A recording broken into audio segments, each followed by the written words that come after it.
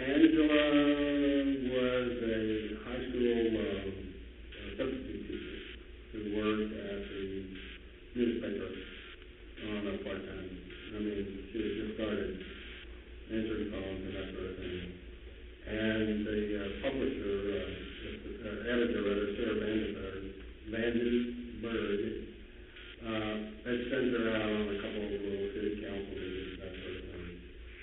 So when Steve Allen came in, this was Angela's big break.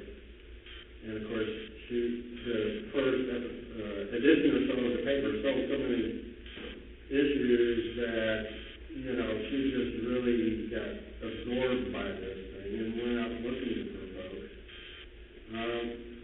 She came back with this tale from Ricky Soul and wanted to publish it. Her Vandenberg said, no, we're not going to turn this into a rag UFO magazine type thing.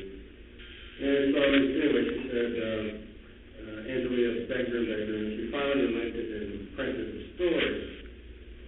And Sarah told me, I could not believe the reaction from the townspeople. I had emails, phone calls, letters, people coming to my office saying, don't you know that this guy is a nut? He is the biggest, most unreliable person that you could, and yet, he becomes a media star or whatever. He approached us with the UFO hunters and wanted a breeder cow for his story, which is, that's fine. Everybody wanted something. He wanted a breeder cow. But, no, I wouldn't have put him on the Larry King show or, any of these other things. I didn't find him credible. So there were a lot of folks like that. But, a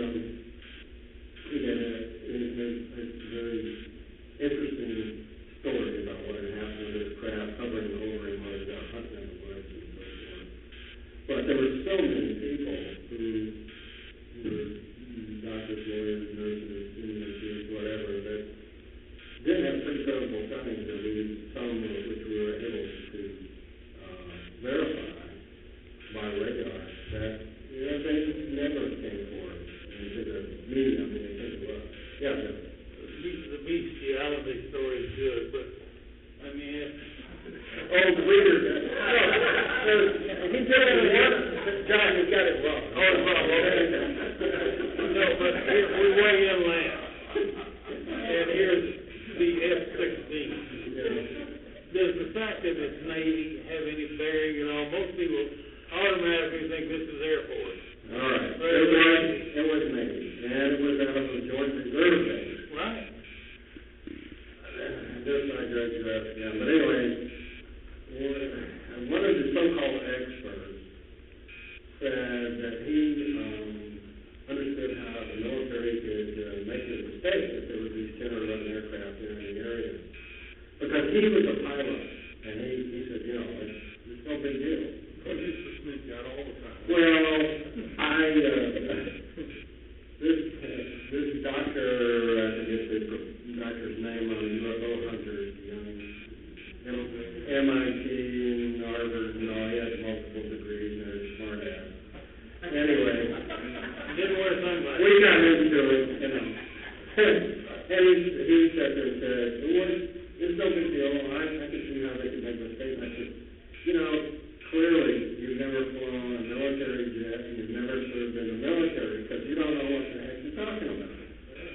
One of the last duty stations I was in the military was babysitting Marine Reserve pilots, okay? And to put 10 or 11 planes up in the air, first of all, some lowly lieutenant can't approve it, period. Secondly, these sightings were in the evening when they were chasing them. Now, I don't know if you know it, but reservists are just like civilians. Actually, they're worse than civilians. They work 8 to 5. I mean, and they don't put these guys up at night on purpose because they're idiots. They don't get much flying time. And it's like overtime, to them. To put up a night group is a big deal. And it takes a ground crew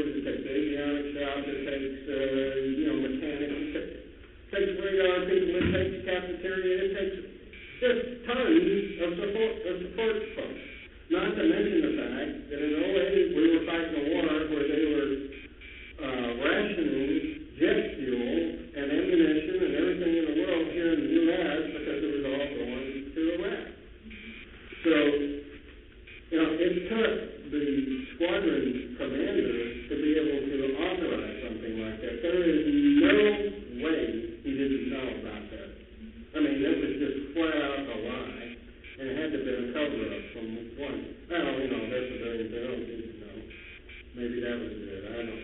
But, once he found out we were going to get the, information from the Freedom of Information Act, that's when they came out with, we'll do that.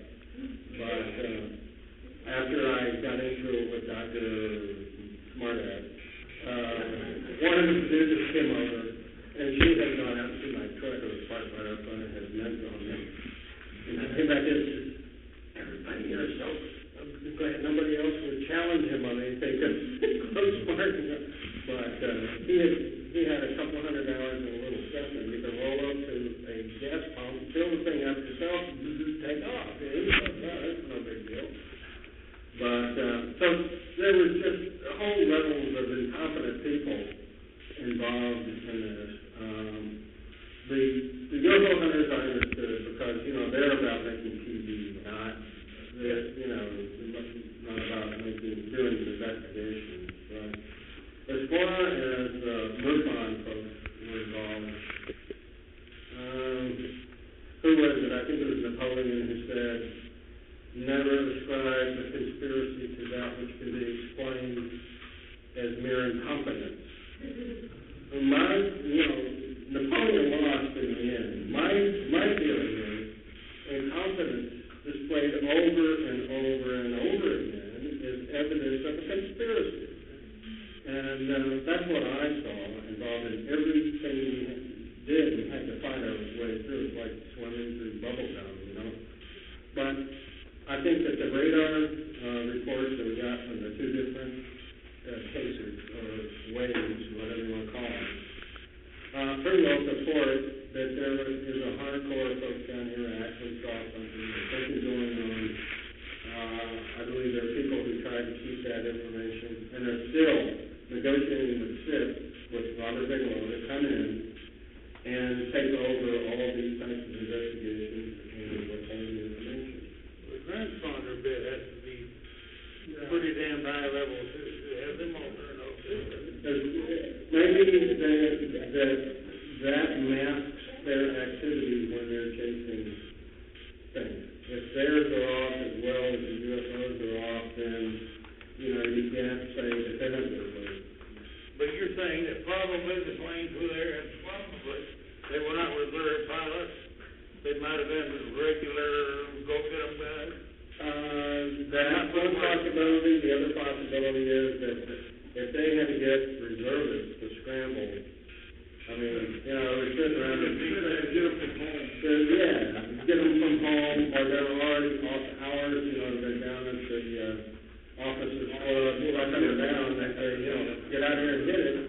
Okay, that's a big deal. It wasn't. So, cost a lot of money. And believe me, those things back up like you wouldn't believe, and they're going afterwards, and that is the time when we